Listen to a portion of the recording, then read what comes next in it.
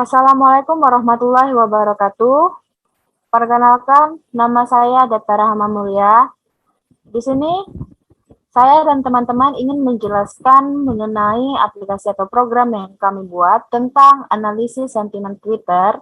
Dan yang pertama itu akan dijelaskan oleh teman saya. Baiklah, perkenalkan nama saya Fira Stiani dari kelas SI 7K. Di sini pertama saya akan menjelaskan tentang dataset information. Tujuan dari tugas ini adalah untuk mendeteksi ujaran kebencian dalam tweet di Twitter.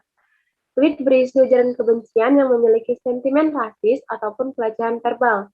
Jadi, tugas yang dibuat ini adalah pengklasifikasian tweet rasis atau pelecehan verbal dari tweet yang dibuat.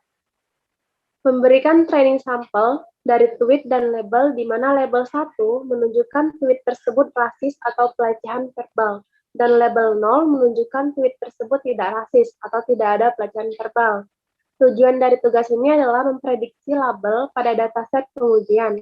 Untuk melatih model, kami menyediakan kumpulan data berlabel sebanyak kurang lebih 32.000 tweet.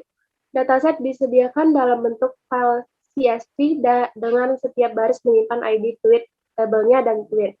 Pada import modules, di sini terdapat berbagai import yang mana ada import pandas, SPD, NumPy, SNIFI, dan sebagainya. Selanjutnya, pada form Google Colab import drive yang mana di sini akan masuk ke Google Drive untuk meminta permission atau izin login pada akun Google Drive. Selanjutnya ialah DF atau read CSV yang mana untuk digunakan untuk membaca file CSV tersebut. Yang setelah di running akan tampil ID, label, dan tweetnya. Baik, pada data type info terdapat ID, label, dan tweet. Yang mana pada data kolom situ terdapat kurang lebih 32.000 data yang dimasukkan. Selanjutnya ialah pre-processing the data set. Yang pertama ialah menghapus pola pada teks yang dimasukkan. Ketika di running, maka akan keluar sebagai berikut: ID, label, dan tweet. Selanjutnya ialah remove Twitter handles at users. Yang mana ketika di running, itu yang di-remove ialah, kita bisa lihat pada hasil runningnya, ID, label, tweet. Ketika clean tweet, maka add usernya akan di-remove.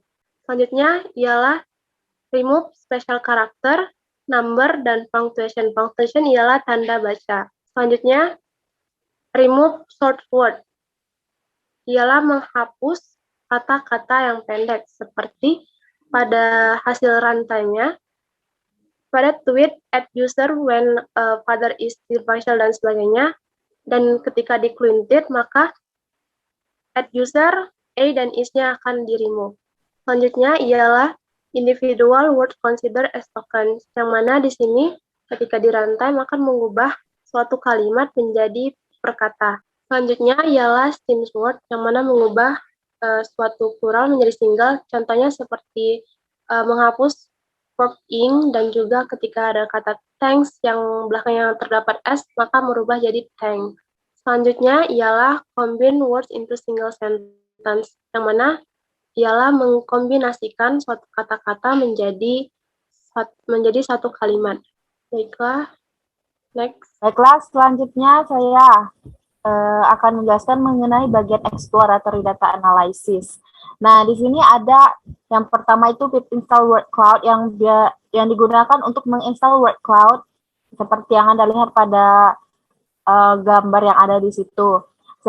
Kemudian selanjutnya itu ada visualize the frequent word. Nah, yang mana itu visualisasi frekuensi word.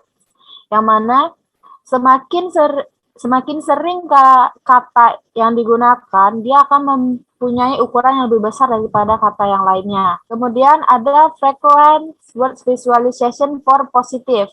Nah, di sini yang muncul adalah visualisasi dari frekuensi untuk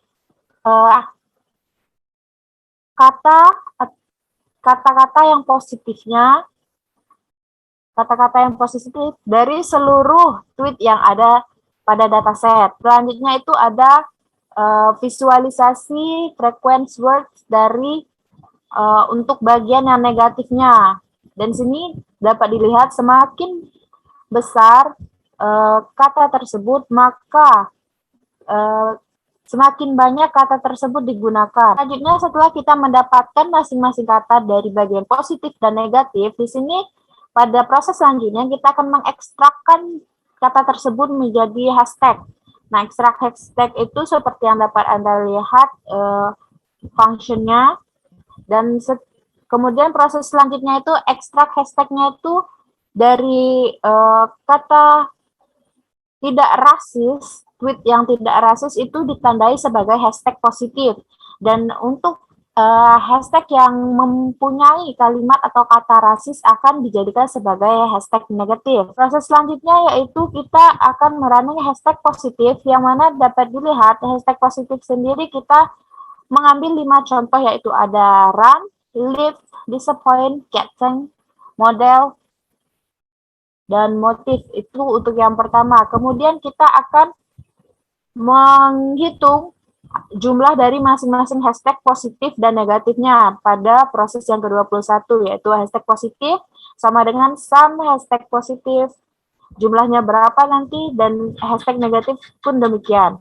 Selanjutnya di situ ada untuk frekuensi dari hashtag positifnya dapat dilihat semakin banyak, berapa banyak sih hashtag yang digunakan, misalkan seperti kata love itu digunakan berapa kali. Dan yang selanjutnya itu ada bagian untuk kalimat yang atau kata tweet hashtag positif yang sering digunakan pada gambar tersebut divisualisasikan sebagai berikut. Dengan kata love yang paling banyak sering digunakan untuk dijadikan hashtag pada tweet dataset yang kami punya. Selanjutnya itu ada frekuensi untuk bagian hashtag negatif. Dapat dilihat itu hashtag list, dapat dilihat hashtag negatif dan jumlah dari hashtag tersebut yang sering digunakan. Kemudian yang selanjutnya itu ada top 10 dari hashtag negatif yang sering dipakai dalam tweet. Selanjutnya, Baiklah, saya akan melanjutkan penjelasan dari Depta. Perkenalkan, nama saya Mutiara Fatina. Di sini saya akan menjelaskan tentang input split dan model training. Pertama-tama di input split, kita memproses pengambilan ciri-ciri yang unik dari data yang akan diolah menggunakan feature extraction. Kemudian menggunakan baut to array, lalu memproses split model selection. Data split ini kita gunakan untuk model training. Di sini model yang digunakan yaitu logistic regression. Dan di sini ada training dan testing. Hasil prediksi testing yaitu 0,49 sekian-sekian. Lalu ada akurasinya sebesar 0,94. Dan di sini ada juga probability untuk mendapatkan output sebesar 0,55.